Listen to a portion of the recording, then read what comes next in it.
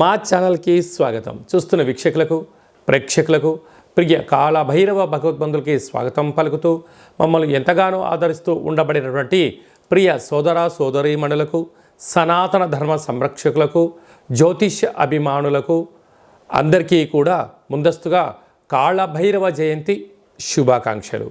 అలాగనే మనకు డిసెంబర్ 1వ తారీఖున కార్తీక మాసం ఆదివారం అమావాస్య సందర్భంగా అందరికీ ఆ అమ్మవారు, ఆ కాళభైరవుడు, ఆ జగన్మాత నిండు నూరేళ్ల ఆయురారోగ్యాలను ప్రసాదించాలని మనసారా కోరుకుంటూ, ఈ వీడియో మీరు చూస్తున్నారు అన్నట్లయితే మీకు ప్రత్యక్షంగా కానీ పరోక్షంగా కానీ కాళభైరవ స్వామికి ఆశీస్సులు మీ మీద ఉన్నట్లే అని చెప్పి గమనించాలి. ఈ వీడియోను చివరిదాకా చూసి మనసారా కాళభైరవ స్వామికి దండం పెట్టుకున్నట్లయితే మీరు అనుకుంటున్నటువంటి అన్ని పనులలో విజయం మీ సొంతం, అష్టకష్టాలన్నీ తొలగిపోయి అష్టైశ్వర్య ప్రాప్తి కలుగుతుందని చెప్పి కూడా ఆశీర్వచనం. 1/12/2024 నుండి 15/12/2024 వరకు పుట్టినటువంటి వారందరికీ కూడా ముందస్తుగా జన్మదిన శుభాకాంక్షలు. గతంలో వివాహం చేసుకున్న వారికి వివాహ వార్షికోత్సవ శుభాకాంక్షలు. ద్వాదశ రాశుల్లో గ్రహ గమనాలు ఒకసారి వీక్షింపచేద్దాం.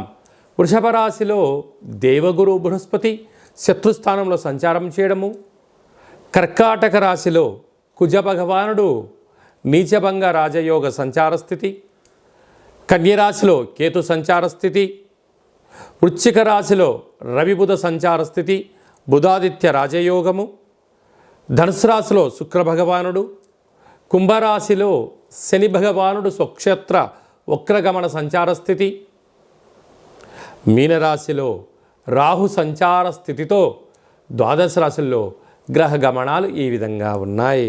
సింహరాశి వారు ఆదివారం అమావాస్య సందర్భంగా, కాళభైరవ జయంతి సందర్భంగా, అలాగనే సంవత్సరపు చివరి మాసం అవడ సందర్భంగా ఎలాంటి దురదృష్టాన్ని దూరం చేసుకోవాలి, ఎలాంటి ప్రమాదాలను ఆపుకోవాలి, ఐశ్వర్యానికి, ఆనందానికి, విజయానికి స్వాగతం ఎలా పలకాలో ఈ వీడియోలో తెలుసుకుందాం. సింహరాశిలో ఏ నక్షత్రాలు వస్తాయిగా? మఖా నక్షత్రంలోని 4 పాదాలు, పుబ్బా నక్షత్రంలో 4 పాదాలు, ఉత్తరా నక్షత్రంలోని 1 పాదం కలిపితే సింహరాశి. చాలామందికి పుట్టినటువంటి కాల సమయంలో డేటా ఆఫ్ బర్త్లో లేనటువంటి కారణం వలన పేరు యొక్క మొదటి అక్షరాన్ని అనుసరిస్తూ ఆ రాశిని తెలుసుకునే ప్రయత్నం చేద్దాం. మా, మీ, ము, మే, మో, టా, టే, టు, టే అక్షరాల వారితో సింహరాశి జాతకులే. సింహరాశి యొక్క అధిపతి రవి భగవానుడు. వీరికి 2వ స్థానంలో కేతు సంచార స్థితి, అర్ధాష్టమ రవి అర్ధాష్టమ బుధ సంచార స్థితి, అలాగనే సప్తమంలో శని భగవానుడు స్వక్షేత్ర సంచార స్థితి, అష్టమంలో రాహు సంచార స్థితి, వ్యయంలో కుజుడు ఉన్నప్పుడు 4 గ్రహాలు యోగించడం లేదు అని చెప్పి గమనించాలి.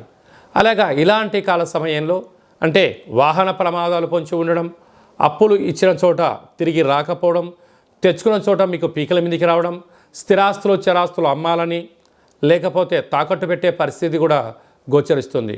కనుక వినంతరకు విందులని, వినోదాలని, ఆర్భాటాలని, పొగడ్తలకు కానీ వెళ్ళారా, ఇంకనూ మీ యొక్క ధనము మంచినీళ్ళ కన్నా ఎక్కువ ఖర్చు అయిపోయే పరిస్థితి చాలా అధికంగా ఉంటుంది. కనుక ఇలాంటి కాల సమయంలో మౌనము, ధ్యానము, ప్రణాళిక, ఏకాగ్రత, ఆ యొక్క పనులు ప్రారంభించేటువంటి కాల సమయంలో దశ దిశను ఆలోచింపజేయడము, ఎక్స్పర్ట్స్ యొక్క నిర్ణయాలు తీసుకోవడము, తెలిస్తేనే పనులు చేయడము, తెలియకపోతే ఈ మాసాంతం వాయిదా పెట్టుకోవడము ఉత్తమోత్తంగా భావించగలగాలి.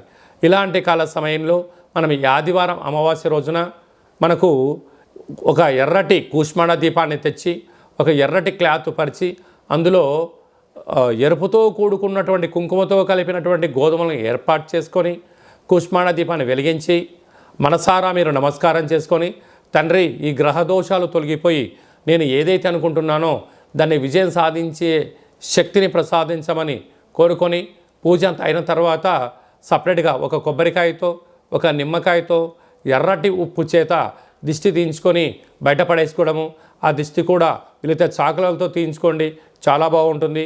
తదనంతరం ఈ యొక్క దీపాన్ని వస్త్రాలతో కూడుకున్నటువంటి బ్రాహ్మణుడికి దానం ఇవ్వడం, లేకపోతే ఈ గోధుమలను ఆవుకు ఆహారంగా పెట్టగలిగినట్లయితే గ్రహ దోషాలు తొలగిపోయి ఐశ్వర్యం మీ సొంతం అవుతుందని చెప్పి గమనించాలి. ముఖ్యమైనటువంటి పండుగల గురించి క్లుప్తంగా సవివరంగా సంపూర్ణంగా తెలుసుకుందాం.